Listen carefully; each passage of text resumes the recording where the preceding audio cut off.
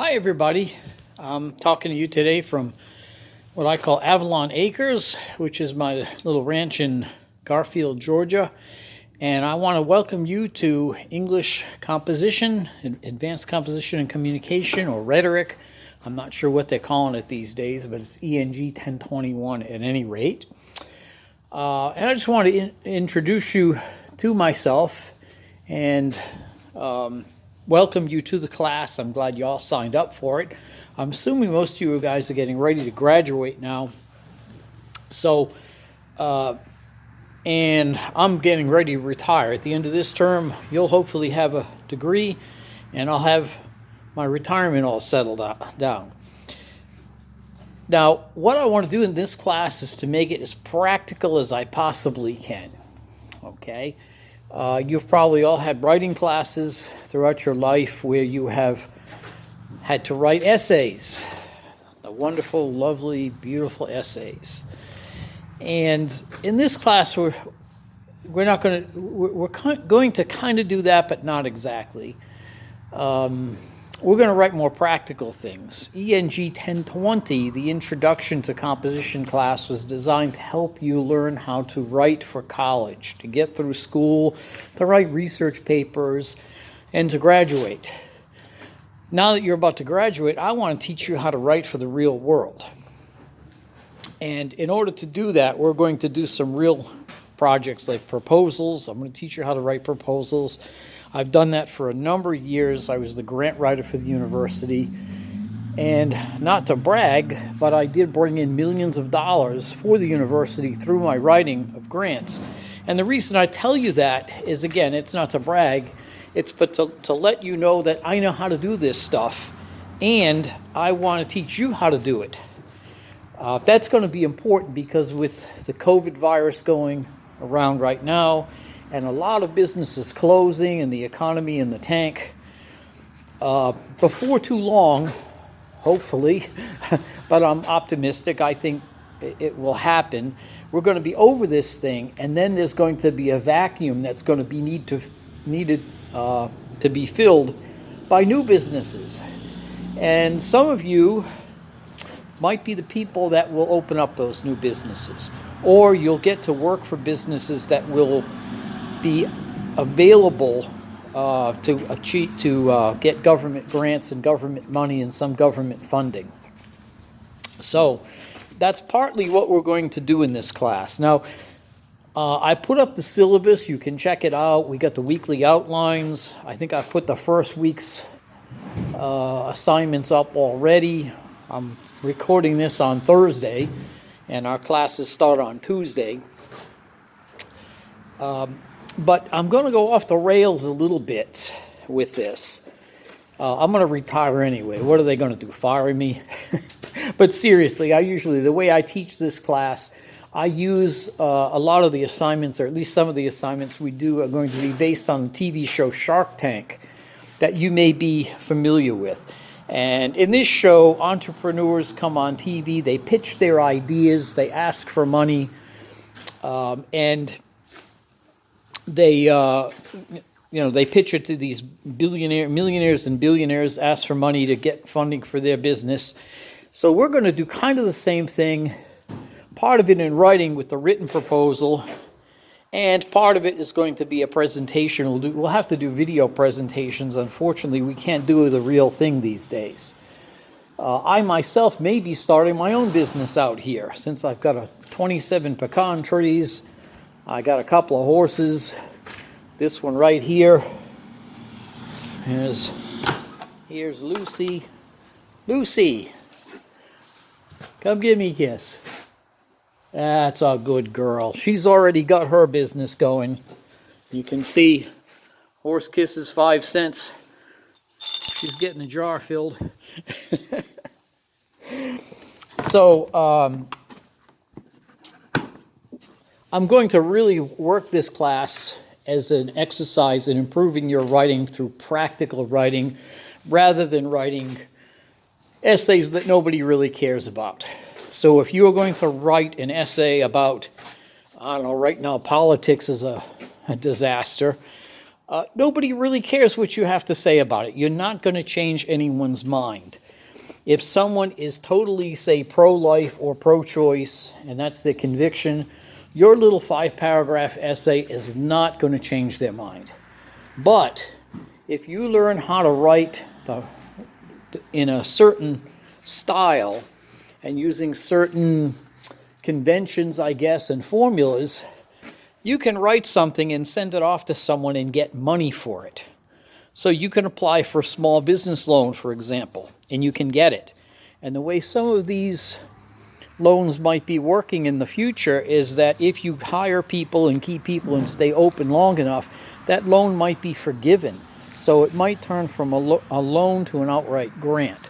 Now, I can't promise anything, but my feeling is that the government is going to have to go in this direction to try to reboot the economy.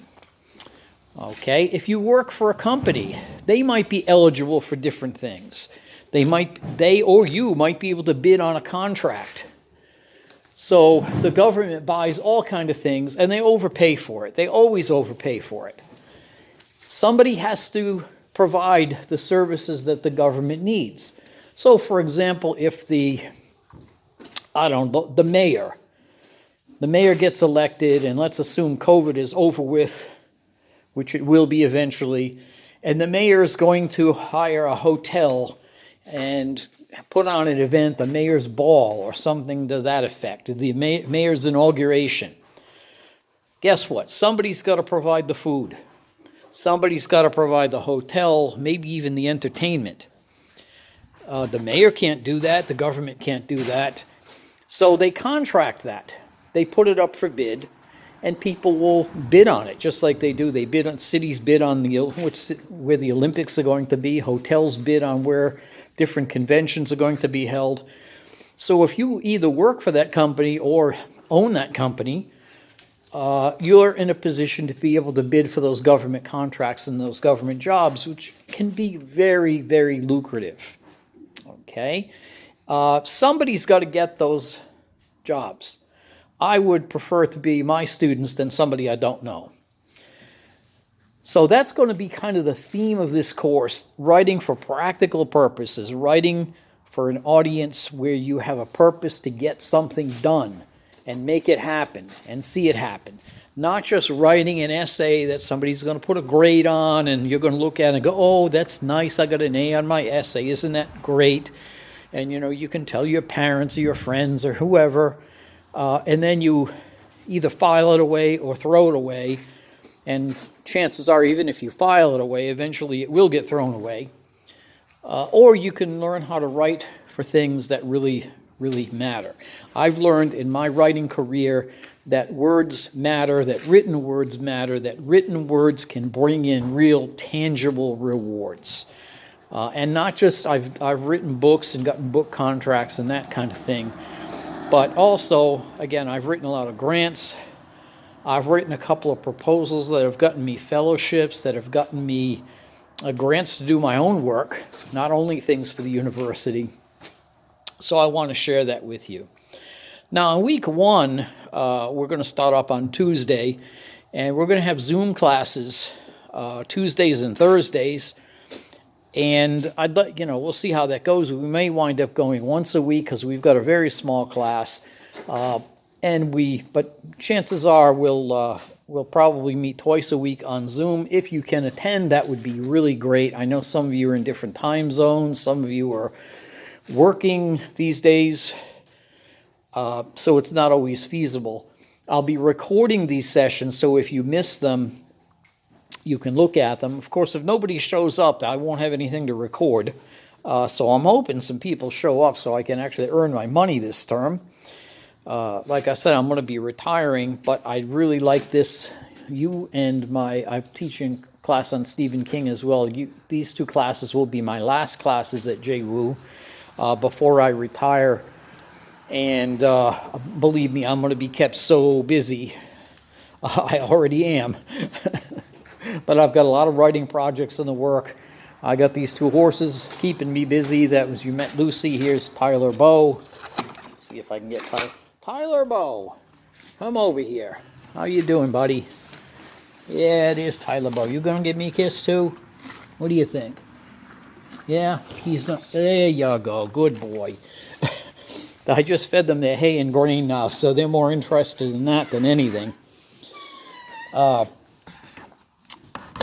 week one, I put up a discussion board for you to post in, and it's just to introduce yourself. And I'd like you to do it. You can do it in writing, not a problem. You can submit a little video if you want to. I would like you to post a selfie if at all possible, a tasteful one, of course, so we can get to know what each other, who we look, what we look like. And here I am. I haven't bothered to shave. I just got through mucking a stall. So I'm figuring one of the reasons I did this video in such an informal way is to put you guys at ease, so you don't have to feel like you have to, I don't know, show off or anything. This is going to be a class. I'd like to think of it as going to be a real close-knit community, this class, where we learn how to write better, we learn how to write from each other. I will learn things from you. I always do. I always learn things from my students. And so I want you to be able to feel comfortable in this class, feel comfortable sharing your ideas, sharing your essays, even though I guess we'll call them essays, but they're I should say sharing your writing and your work, so that we can peer critique it. And by critique it, I don't mean like the Simon Cowell, that's the worst piece of crap I ever read. I mean more like, wow, your introduction was really good, but I think you might be able to tighten it up a little bit. Maybe there are some places where you're a little wordy, and we can help you make it better. There are I can think of probably only a couple of things in the world that could not benefit by being edited or rewritten. I think Martin Luther King Jr.'s speech, since Monday is his birthday, is probably one of them. I wouldn't change a word, not a single word. But most things, you do change a word. Even the United States Constitution, this great document that we live by, has been changed by adding amendments to it. The Supreme Court has made judgments based on it that has changed its meaning and its interpretation. So when I ask you, or we talk about changing or revision, it's not in a way to say what you have is bad. It's to say what you have could be better. And these are some suggestions on how you could make it better, should you care to take those suggestions. Okay, my own writing has benefited a lot from editing. I've been blessed with some really good editors. My last book has come out from Lexington Books, which is an imprint of Rowman and Littlefield. And I had a really, really great editor that caught some of the stupid things that I did, because even professional writers do stupid things in their writing, especially if you're writing a 100,000-word manuscript. You're bound to screw some things up. It just goes with the territory. So I want you to think of me as more like your writing coach or your editor, or your consultant, which I will, when we get into proposal writing, if some of you plan on opening a business someday, I want you to make that your project and put it out there. So if you go to a bank for a loan, or if you go to the government for a grant, or if you are going to apply for some kind of government contract, you'll have that already set up and you'll know how to do that. And at that point, I'm really going to become kind of your paid consultant. No, you don't have to pay me. The university, you already are paying me. That's what your tuition is paying me to do. And I want to, like I said, I want to earn my money. I don't want to just coast my last term. I want this term to be a really productive one for me and for you guys. I want to hear about all your successes and all the cool things that you do after you graduate. That's one of the things that keeps me going. Although the North Miami campus is closing, I started my career in Providence, and I was going to probably work one more year before I retired, and I was getting ready to retire anyway. just not because I don't love teaching, but I hate the city, and it's been my dream always to move out to the country, and that's what I have done now. I've moved out to this place with a pecan orchard, and I got 3 acres to hang around in and ride my horses, and there's a cotton plantation behind me, or field behind me, that goes on forever. I can go ride my horse down the dirt road 2 blocks away and ride for 10 miles before I run into anything. So that's really why I was retiring, not because I'm tired of teaching, not because I don't. As a matter of fact, I'll miss my students probably more than anything. And so I will want to hear about your accomplishments. It's a way that I can sort of stay in the business without even actually having to be in the business, so to speak. So anyway, with that, I thought I'd record this rather than just write up a written announcement, to help you feel a little bit at ease, to feel comfortable in this class, to feel like you can write about whatever you want, say whatever you want, within reason, of course. As I said, words do have consequences, but we're all adults and you guys are mature, so you know how to act. And I do want you to feel comfortable enough to do that, and I want you, most of all, let's face it, this is an online class. It's not face-to-face. I wish it were. I wish I could still be teaching face-to-face. I miss that so much. You have no idea. If you miss being in a face-to-face class, we faculty miss teaching them just as much. We really do. But you're paying for this thing, and I want you to get your money's worth. I want you, after you to graduate, to go back and say, that English class that I got stuck taking, I had to take, I'm really glad I took it, because it taught me some things that I can use in the world that are going to be, help me succeed. Good writing is a way to push you forward and help you to succeed. And weak writing is kind of like an anchor that will hold you back. I don't want you to get held back because of your writing. I want you to be successful. If some of you want to own companies, be CEOs, be whatever it is you want to be, whatever dream it is that you have, I want you to achieve it. And I promise you that I will do whatever I can in this class. I can't help you with the accounting or anything like that, but I will do whatever I can in this class to help you be successful and make all that happen. So hopefully I will see you all on Tuesday at the Zoom class. I think it's a 3:30 to 4:30, something like that. I've got 2 classes that I'm teaching this time. I am on a fellowship so I can write my new book. My new book is going to be called How to Read Stephen King Like an English Professor. It's about 1/3 of the way done, and I'm working my way through it. Although I'm an English professor, I was a writer before I was a professor, and I'm teaching writing as a writer. From a real practical point of view, I'm teaching you things that I learned the hard way. All the mistakes I made, all the things I did wrong, I'm hopefully going to share those with you to make sure you don't make those mistakes and do those things wrong, and hopefully be a little bit ahead of it. The textbook, I think it's recommended. I guess the bookstore doesn't care now anyway, but don't bother buying the textbook unless you happen to have it from the ENG 1020 class that is still left over. I will be posting what you need online, and like I said, I'm probably going to go off the rails a little bit.